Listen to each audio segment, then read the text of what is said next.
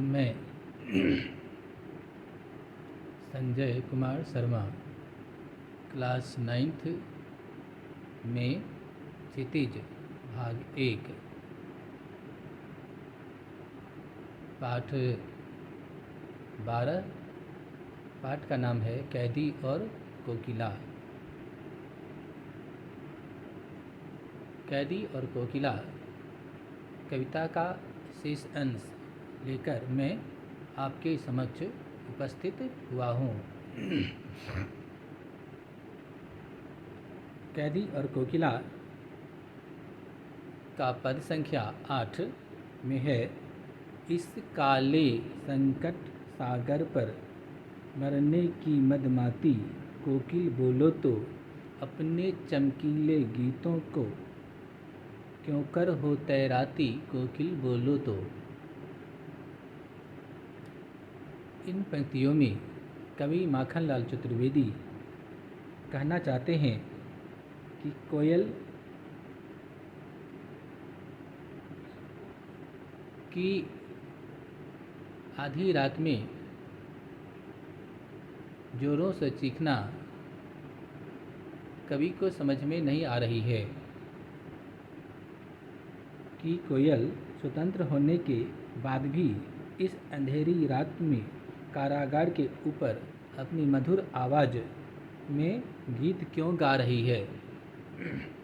क्या वह इस संकट में खुद को ले आई है कि वह मरने को ठान ली है। इससे उसे कोई फ़ायदा होने वाला नहीं है।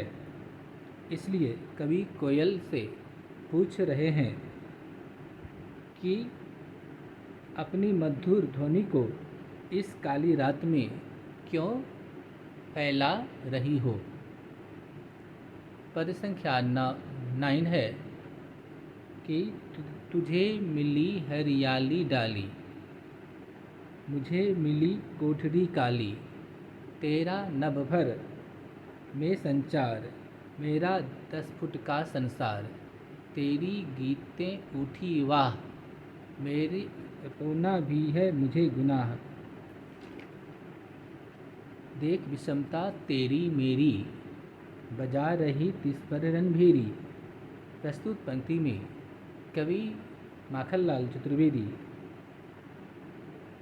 ने स्वतंत्र कोयल और बंदी कैदी की तुलना बड़े ही मार्मिक ढंग से किया है। जहाँ कोयल पूर्ण रूप से स्वतंत्र है, वह अपनी इच्छा से वनों के किसी भी वृक्ष की डाली पर बैठ सकती है, लेकिन दूसरी ओर कैदी की स्थिति तो बहुत ही दयनीय है। उसे तो जेल की चारदीवारी में अंधेरी कोठरी में मात्र उसका घर 10 फुट का ही बना हुआ है, उसे उसी के अंदर ही रहना पड़ता है। लेखक फिर आगे कवि फिर आगे कहते हैं कि तुम जो मधुर स्वर में गा रही हो, यह मधुर स्वर लोगों के हृदय को प्रफुल्लित कर रहा है और तुम्हें वाहवाही दे रहे हैं, लेकिन मेरी तो ऐसी दशा है कि मैं अपनी दयनीय दशा पर रो भी नहीं सकता। तुम अपनी और मेरी विषम स्थिति को देखकर भी तुम रण